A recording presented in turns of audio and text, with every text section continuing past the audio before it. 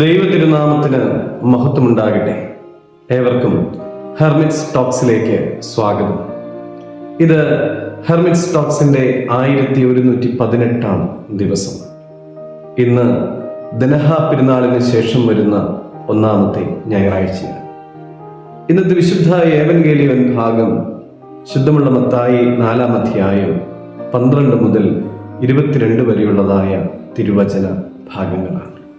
യേശുക്രിസ്തു യോഹന്നാൻ സ്നാപകനാൽ സ്നാനമേറ്റതിന് ശേഷം തൻ്റെ പരസ്യ ശുശ്രൂഷ ആരംഭിക്കുന്നതിൻ്റെ മുന്നോടിയായിട്ട് തൻ്റെ ശിഷ്യന്മാരെ വിളിച്ച് ചേർക്കുകയാണ്.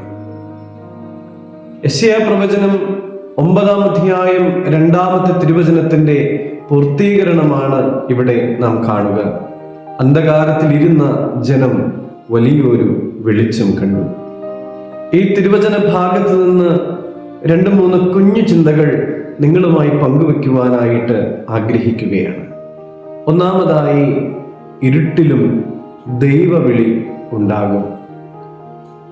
ഗലീലായെക്കുറിച്ച് അവഗണിക്കപ്പെട്ട പ്രദേശം എന്നാണ് പറയുക.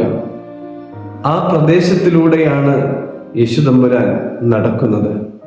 പ്രിയമുള്ളവരെ, നമ്മുടെ ജീവിതത്തിലും പ്രതിസന്ധികളും പ്രയാസങ്ങളും ആശയക്കുഴപ്പങ്ങളും ഒക്കെ ഉണ്ടാകും. എന്തു ചെയ്യണമെന്നറിയാതെ വ്യസനിച്ചു നിൽക്കുമ്പോൾ നമുക്കും ഒരു വിളി കേൾക്കുവാനായിട്ട് സാധിക്കും. എൻ്റെ പിന്നാലെ വരിക. പ്രിയമുള്ളവരെ, കർത്താവിൻ്റെ പിന്നാലെ പോകുവാൻ നമുക്ക് സാധിക്കണം. രണ്ടാമതായി, ഈ വിളി പ്രവർത്തിക്കുന്നവർക്ക് ഉള്ളതാണ്. യേശു തമ്പുരാൻ തൻ്റെ ശിഷ്യന്മാരെ തിരഞ്ഞെടുത്തപ്പോൾ പ്രാർത്ഥിച്ചു കൊണ്ടിരുന്നവരെയല്ല തിരഞ്ഞെടുത്തത്, വല വീശുന്നവരെയും വല നന്നാക്കുന്നവരെയും ഒക്കെയാണ്. നമ്മുടെ ദൈനംദിന ജീവിതത്തിലും പ്രവർത്തന സന്നദ്ധരായവരെയാണ് ദൈവം തൻ്റെ വേലയ്ക്കായി തിരഞ്ഞെടുക്കുക.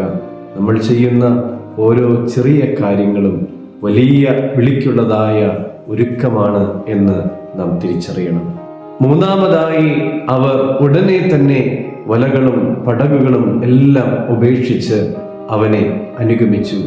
വിശദീകരണം ചോദിക്കുവാനോ ഭാവിയെക്കുറിച്ചുള്ള ഉറപ്പ് തേടുവാനോ പിന്നീട് ഞാൻ ആലോചിച്ചിട്ട് മറുപടി പറയാം എന്ന് പറയുവാനോ ഒന്നും അവര് തുനിഞ്ഞില്ല. അവര് ആ വിളിയുടെ മൂല്യം തിരിച്ചറിഞ്ഞിട്ട് ഉടനെ തന്നെ തങ്ങൾക്കുള്ളതെല്ലാം ഉപേക്ഷിച്ച് കർത്താവിൻ്റെ പിന്നാലെ പോകുന്നതാണ് കാണുവാനായിട്ട് സാധിക്കുക. പ്രിയമുള്ളവരെ, ദൈവം ആഗ്രഹിക്കുന്നത് പൂർണ്ണതയല്ല, സമ്പൂർണമായ അനുസരണമാണ്.